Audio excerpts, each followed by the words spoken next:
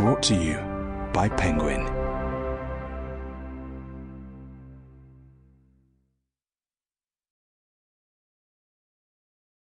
Poet Square, written and read by Courtney Gustafson. For Monkey. The difference between wild and feral may seem subtle, but it's a distinction that matters. A wild animal has evolved that way. Everything about it is programmed to survive without interference from people.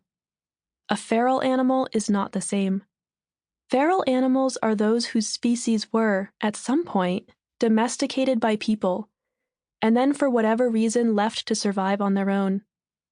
Feral animals, their histories, their futures, their survival, are inextricably linked to humankind. Their lives are tied to ours.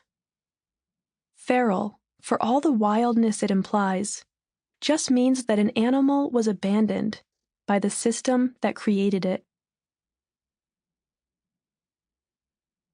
Poet Square. I moved in first, to the little brick house in Poet Square. Tim had a few weeks left in his lease and he was still packing his stuff, going through all his closets, scrubbing everything thoroughly enough to get his security deposit back. I had already abandoned my old place. My whole life had opened up to all the possibilities of our new house, our little rental, a place we had chosen together.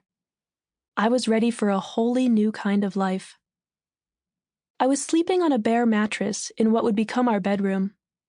I was imagining all of it.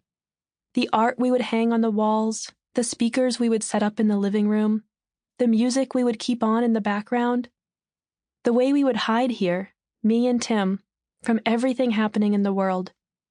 It was a quiet neighborhood. No problems could reach us. That first night in the new house, I sat alone in the empty living room, every small sound echoing. The TV wasn't set up yet.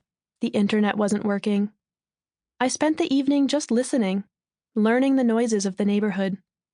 There was a sound at the door that could have been the wind. A sound in the backyard. What sounded like footsteps on the roof. I kept peering outside. Was that the door rattling?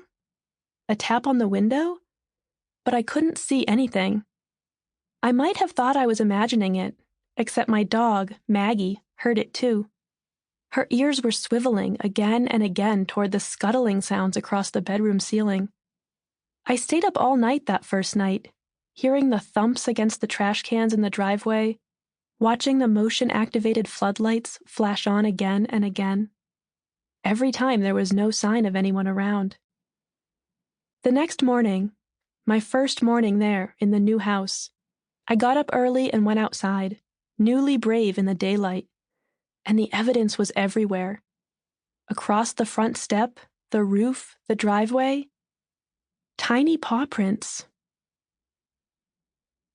Before we moved in together, Tim lived 10 minutes away from me, in downtown Tucson, in an apartment building with a safe, gated courtyard and a few stray cats always milling about. We had a favorite of the cats, a big brown one we called Mushroom Risotto. You can name a cat anything, Tim told me, and this had never occurred to me before. I would have agonized over a name, anxious to get it right. Tim could walk outside in the dark and see a stray cat and instantly name it after whatever we had eaten for dinner. That was the summer the mountains were on fire. We could smell it from anywhere in the city, the low, lingering smoke. The pandemic had begun and Tim and I were alone in our bubble, alone in our new relationship.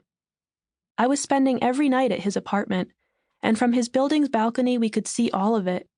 The ambulances screaming toward the hospital, the protesters outside the police station, the flames eating up the mountains, the cats ambling about the bushes below us, their occasional howls late at night.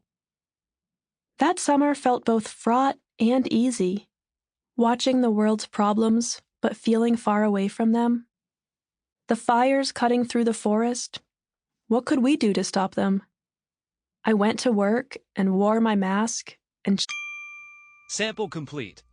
Ready to continue?